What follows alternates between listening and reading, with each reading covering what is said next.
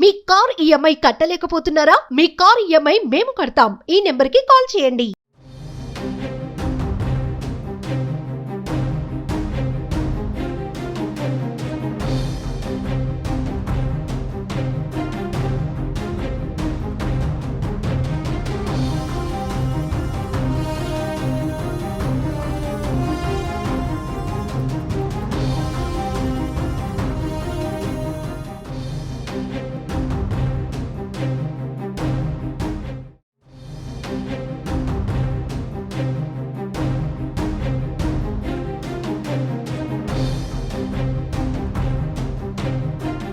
ప్రముఖ వివాదాస్పద సినీ దర్శకుడు రామ్ గోపాల్ వర్మను పోలీసులు అరెస్టు చేసే అవకాశం కనిపిస్తోంది. ఏపీ ఎన్నికలకు ముందు ఆర్జీవీ తీసిన వ్యూహం సినిమా విడుదల సమయంలో అప్పటి ప్రతిపక్ష నేత చంద్రబాబు నాయుడు, జనసేన అధ్యక్షుడు పవన్ కళ్యాణ్లపైన అనుచిత పోస్టులు పెట్టారు.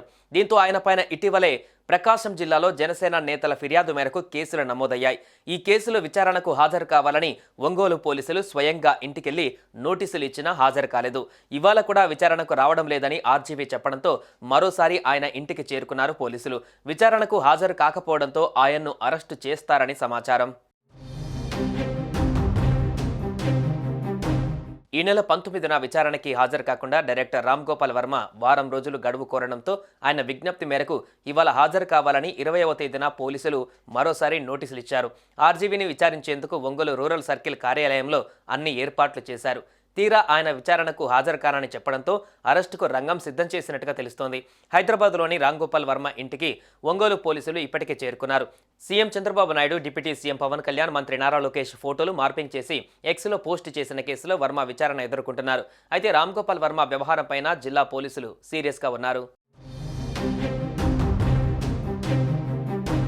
మరోవైపు వ్యూహం సినిమా ప్రమోషన్ల సమయంలో నారా చంద్రబాబు నాయుడు, నారా లోకేష్ బ్రాహ్మణి వ్యక్తిత్వాన్ని కించపరిచేలా వర్మ పోస్టు చేశారని అభియోగాలు ఉన్నాయి. ఇదే విషయమై తెలుగుదేశం పార్టీ రైతు విభాగం ఉపాధ్యక్షుడు నూతలపాటి రామారావు ఫిర్యాదుతో తుళ్లూరు పోలీసులు సైతం కేసు నమోదు చేశారు.